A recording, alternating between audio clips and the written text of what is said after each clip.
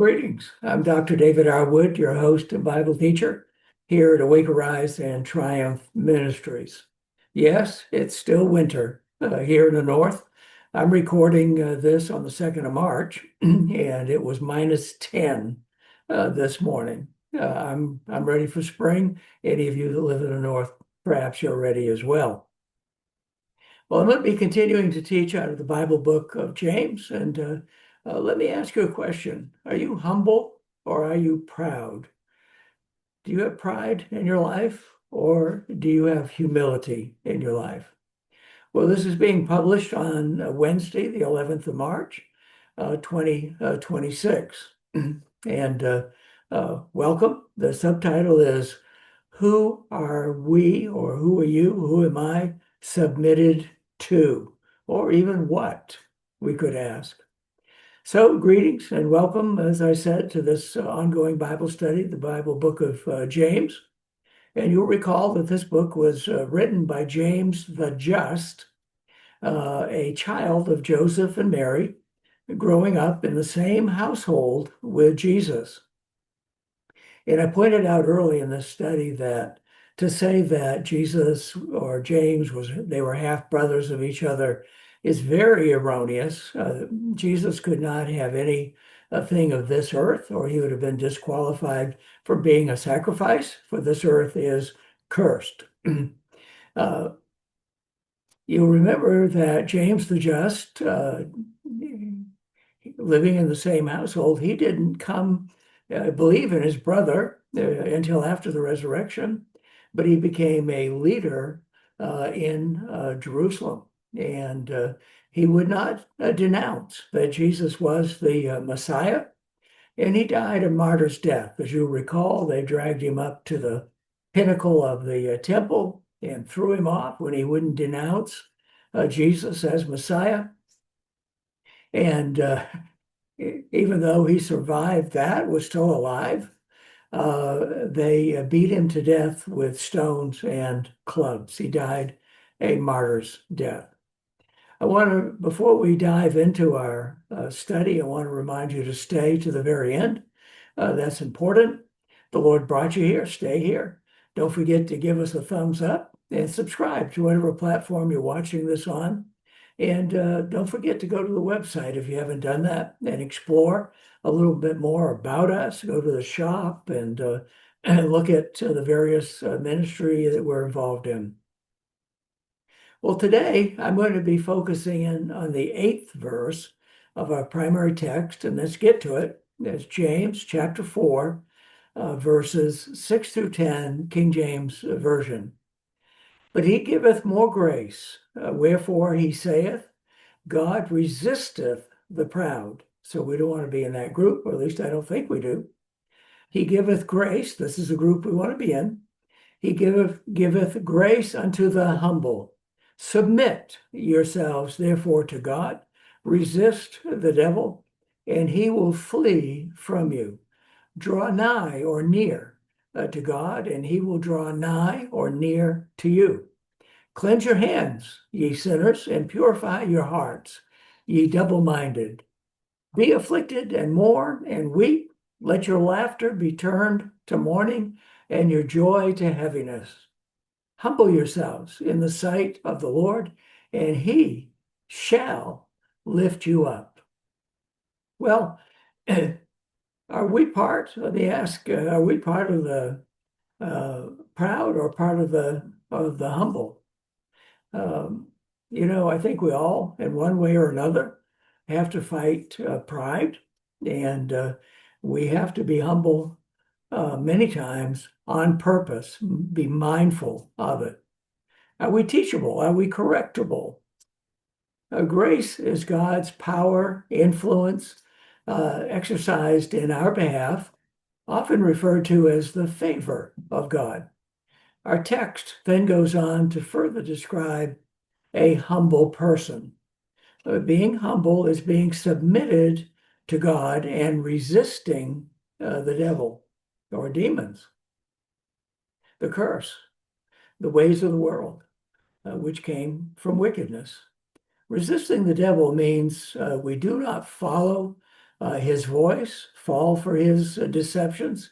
And here's the thing, though, how do we do that? Well, we need to have our nose in the book. That's the Bible book, the scripture, so that we can discern good and evil. I suspect that most, if not all, Christians would testify that they are submitted to God, but is there fruit of that submission? As we consider the eighth verse of our primary text, we get a little more insight into what submission to God looks like. I know we talked about this already, but it seems to me worth considering again. What does it mean to draw nigh or near to God? We are told that if we draw near to Him, He will draw near to us. In today's vernacular, we might say that we are close with this one or that one. What does being close or being near mean in this context? To be clear, it's not talking about proximity, sitting next to somebody on a bench or something like that. It's not a physical distance between two persons. It has to do with thinking alike, talking alike, and doing alike, being in harmony of one with the other. In the case of God, when we walk in absolute harmony with Him, it authorizes Him to flow in and through us for kingdom purposes and to fulfill His covenant with us. I'm sure we all want that. As we become more and more like Him, the greater the harmony, and we start looking more and more like Him. Then people see Him upon the earth through us. Let's look at John 14:9, King James.